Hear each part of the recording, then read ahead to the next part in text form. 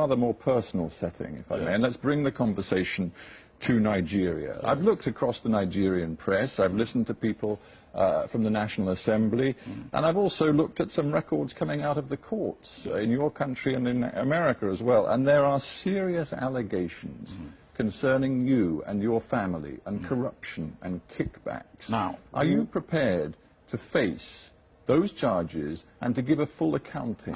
Very, very much so. Very much so. And if you have any evidence, Steve, please show it to me, and I will defend myself anywhere in the world. Well, because what you are saying is absolute nonsense, with all due respect. I am the only leader in Nigeria that has been examined and reported upon by the anti-corruption bodies in Nigeria. I am the only one. When your successor took over, he described corruption in the country as endemic, and he said it was the country's elite that was responsible. Well, he is one of them. One of what? He is one of Nigeria's elite. Well, of course he is, and he's saying, as he takes over and looks at what is happening inside government, there is corruption to the very top. That doesn't reflect well on you. He said that, did he mention Obasanjo? Did he mention Obasanjo, Steve? But you were the president. I am responsible for the governance of your country. No, I'm not responsible for the corruption of every Nigerian. Not every Nigerian, but you are, in the end, the chief executive of a country which your own successor says is endemically corrupt. You have made strong allegation against me personally, and against my family. I'm coming to that. And you have no way to substantiate it. Substantiate it.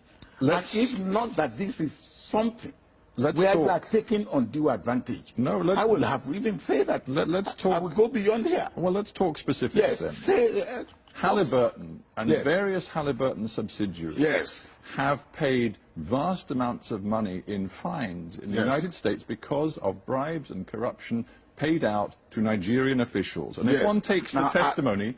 Are those Nigerian officials, am I one of them? Well, let's talk about that. Am I one of them? Albert Jack Stanley confessed last year in the United States to bribing, and this is according to a U.S. court document, quote, 3 successive holders of a top-level office in the executive branch of the Nigerian government. He negotiated with these office holders representatives regarding the amount of bribes that would be paid. Now, if one cross-checks that, I'm coming to that, if one cross-checks that with the testimony before a French prosecutor of Jeffrey Tesla, another Halliburton agent involved, I'm sure you know these names, he named you as one of 3 successive Nigerian heads of state who'd been involved in negotiations with the Halliburton subsidiaries, which were later in a U.S. court found to have been guilty of bribes and corruption on a massive scale. Tesla will never say that. Tesla, it's in the French record. Let Tesla bring out because by the time, when you say somebody is guilty of corruption, there must be the giver, there must be the taker, and there must be the evidence. Did you have communication with Jeffrey Tesla? No. Never? No. Absolutely never, despite anything he has testified. Not me personally. As you know, he's been arrested, and the U.S. is now seeking his extradition. Are you worried about what he may say in a U.S. court? I am not worried. He will bring evidence. I'm not worried. I am not worried. I am very, very sure of my position and my stand. All right? I do not say that people in my government were not corrupt. But I am. Well, let's stop you just there. Are you saying that people in your government were corrupt? Of course, I will not. Can you say the people in the government of any country are not corrupt? But I'm talking about senior people. I'm talking about ministers. I'm talking about your closest allies. Do you now believe some of them were corrupt? Well, my vice president had something to do with Jefferson, which is part of the case in America. I don't know whether corruption has been proved or not, but he had a question to answer. Is it not a terrible failing? And we'll leave aside, perhaps for the courts to decide whether you personally can be held to account for any of this, but do you accept it was a terrible failing for you as president to see inside your government, at the very top of your government, according to your own successor, that there was rampant corruption? I do not accept that, because if in any government, somebody is found to be corrupt, the onus lie on the head of that government to bring that man to book. When I was the head of government, there's no case of corruption against any minister, any high government official. But that just shows the system doesn't work. No, I don't agree with you. But you've admitted to me that corruption was prevalent in your country when you were president, and yet not one senior official inside your federal government has been convicted of serious corruption. I do not agree with you. You don't have your facts correct. In my government, 3 ministers were charged to court. In fact, one died in the process. The Inspector General of Police was charged and convicted. The President of the Senate in my own party was charged to court. A Minister of Education was charged to court. What more do you want? Not to talk of permanent secretaries and things. Who currently is under investigation is your own eldest daughter. Yes, your own eldest daughter. Yes, what happened to my eldest daughter? She is still being investigated by the anti-corruption watchdog inside your own country. So what? Has he Would you accept responsibility for her? No, why should I? He's old enough. He's a girl of 42 years old.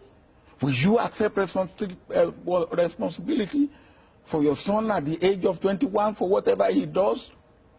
Now, don't ask me that type of question. I found it very insulting, with all due respect. Now, you won't ask that type of question to a European leader? I think you'd find if a European leader, whose daughter was in a European Senate, was accused of serious fraud charges, that would not reflect. That's an allegation. And anything can be alleged. You can be alleged to be a liar. And when it's investigated, if you are not a liar, that is the allegation goes. That's an allegation. And you don't work on allegations. I said it was an allegation. Yes, then when you have what I would ask you before we finish is this: Nigeria is one of the in terms of resources, richest countries in the world. I think you're number 7, number 8 in terms of oil exports in the entire potentially rich country. We are not. Well, your oil reserves are proven and they are vast, and yet, according to UN figures, something like 1/3 of your population lives in extreme poverty, and that was the case when you left office. Can you explain why that was the case? Now, we have oil, but compared with the population of Nigeria, of over 150 million, and the oil that we are getting, compared with any other country, what is the population of Saudi Arabia? We are producing today less than 1.8 million barrels of oil a day. Saudi Arabia is producing 9 million barrels. Now you cannot compare. So, or UAE or Kuwait. So when you make this comparison, make it in the right context. But would you accept that Nigeria has not utilized the opportunities and resources that it has? I don't agree with you. Nigeria has used the opportunities and resources that it had to the best of its